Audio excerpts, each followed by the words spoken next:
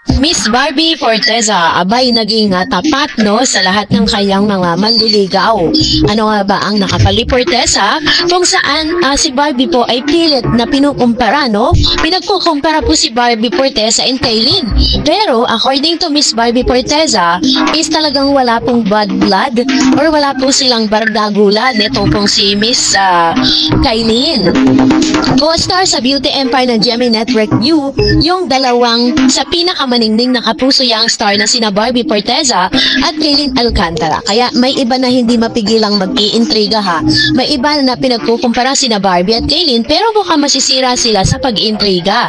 Mukha naman kasing magkasundo sina Barbie at Kailin. Sa pictures nga na pinost si Barbie sa kanyang social media after nilang magkasama sa Ayala Carprix Sunday Run kung saan nakasama nila sa pagtakbo ng 11 kilometers si Kim Molina ay sweet ng una at ni Kailin. Talagang nakayakap pa sila sa isa't isa na ikinatuwa naman ang kanila mga fanay. At least kahit may ibang nagkukumpara sa kanila ay wala namang bardagulan sina Barbie at Kailin at obvious sa love nilang isa't isa at masayang magkasama sa Beauty Empire. Actually, nang tanungin nga namin ang co-star nilang si Rupa Gutierrez ay sinabing parehong sweet sina Barbie at Kailin samantalang parehong excited na sina Kailin at Barbie sa bagong primetime series nila na mauunang ipalabas sa View streaming app na naipapalabas na ngayon, ano? Pero syempre po, iniintriga din ang ilan sa mga sinabi nitong si Miss Barbie Forteza na hanggang sa ngayon ay wala pa raw di umanong nandiligaw, wala pa raw mandiligaw. Sabi niya po sa kanyang interview, wala pong etos yan, sabi niya.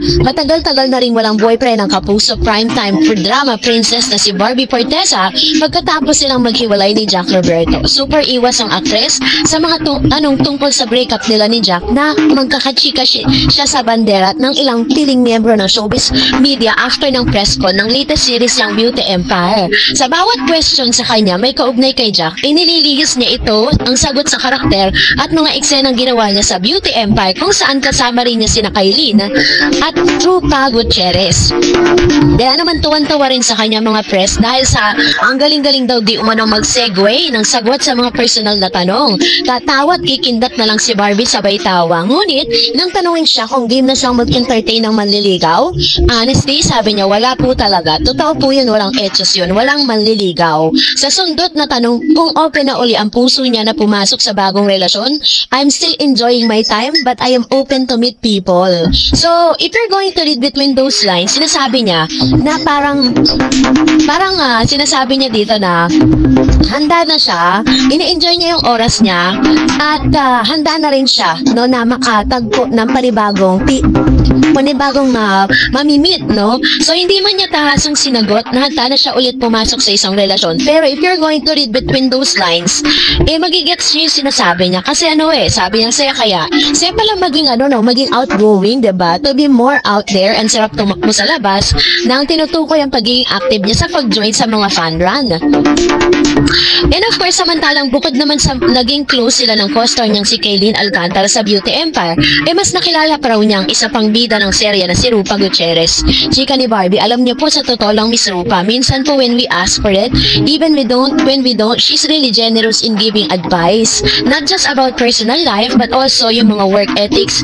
Even sa set, kasi nga having been in the industry for so many years, ang dami niya po talagang nasishare sa amin ng mga professional tips, mga advice on how to be a better actor and better artist, how to communicate better on set, yung professionalism, sabi ni Miss Barbie. Napanood niya sa View ang Philippines Beauty Empire habang sa July 7 naman ito magsisimula si GMA Primetime after ng Sanggang Dikit ni Dennis Trillo at Jenny Lynn Mercado. So, yun yung ilan sa mga pambubuking nito, no? So, hanggang sa ngayon, sinasabi niya na ini-enjoy niya pa yung kanyang time, diba, to becoming a single.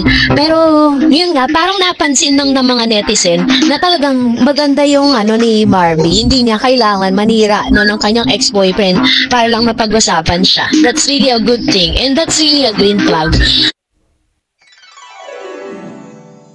Mr. David Licauco, abay lalong napahanga sa mga ipinakita ni Miss Barbie Forteza. Kamusta na nga ba ang mga maliligaw nito?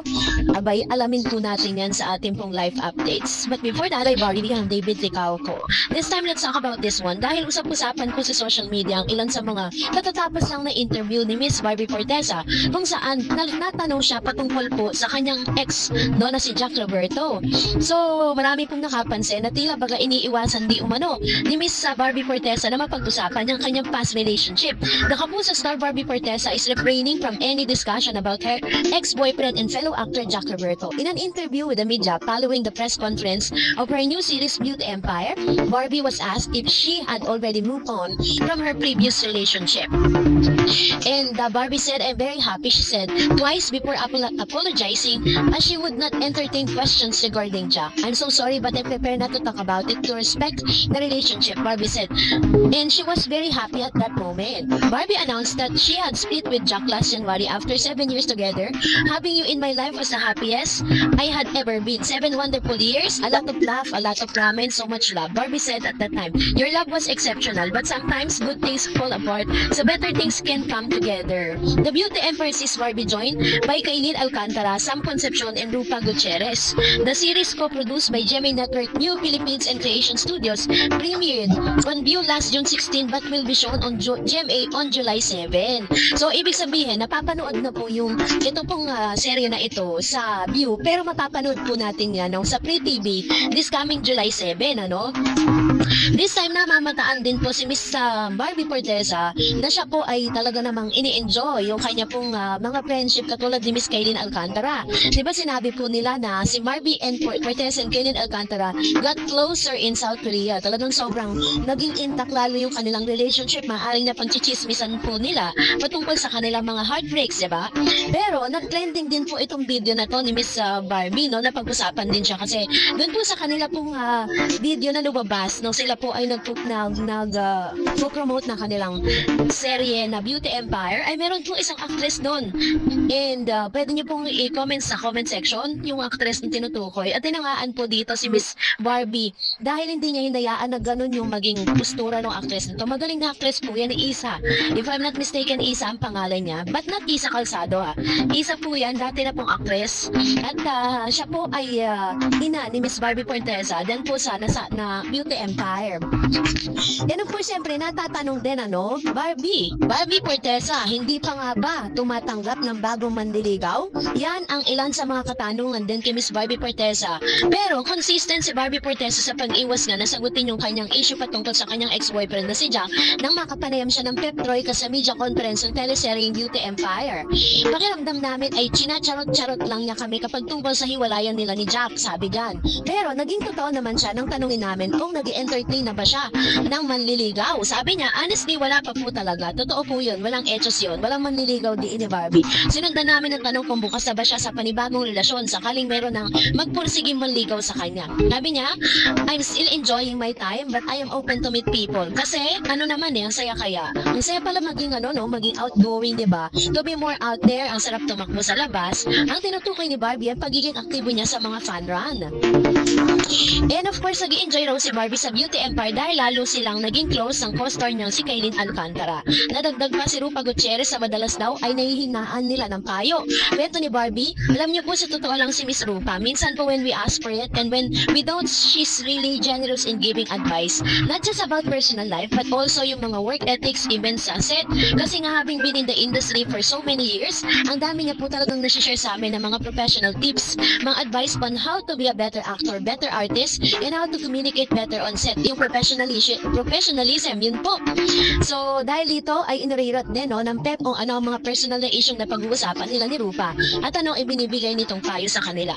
Di po ba, sabi po niyo, personal, nakangiting pang-iwas ni Barbie. So, talagang si Barbie matalino talaga magsasagot to, kaya talagang hinangaan din po ng maraming mga netizen. Pero, katulad ng sinabi niya, is ini-enjoy niya pa yung time. Kaya sabi ko sa inyo, we should always trust the process, diba? Darating din tayo dyan sa chance na maaamin din niya na talagang may nagpaparamdam na sa kanya ang pambansang Ginoo. Kaya naman dapat to si Mr. David Licauco, bilis-bilisan niya at baka mahuli siya, maunahan pa siya ng iba. At ngayon naman,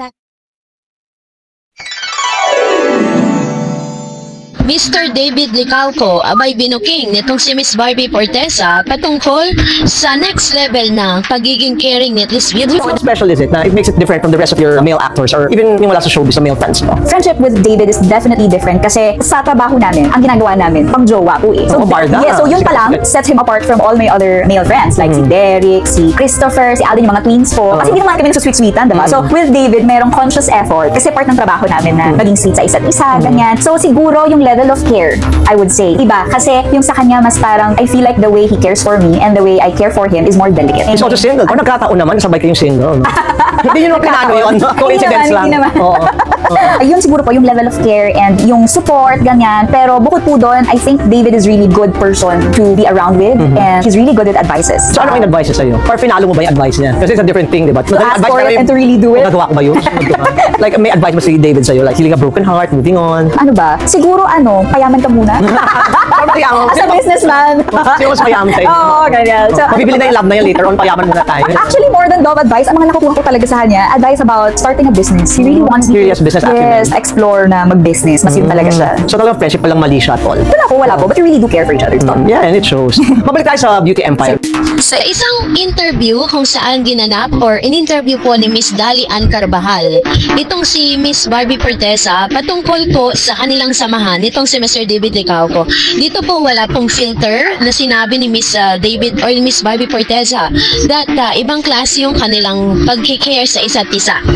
So, kung matatandaan po ninyo, meron po kasi mga usap-usapan tungkol sa pinapakitang kung paano alagaan ni Mr. David Licauco ang isang Barbie Fortesa.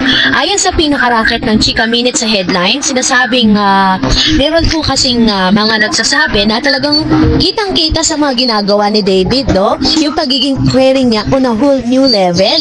Hindi detalyadong nakasaad sa isang tweet kasi ang mismong nilalaman, ngunit nakapares ito ng link patungo sa mas malawak na usapan tungkol sa pagiging maalaga ni David Licauco batay sa iba't ibang interview at features. Narito ang mga mahalagang puntos. Una, pagpapahalaga sa kilig at romantikong kilos niya.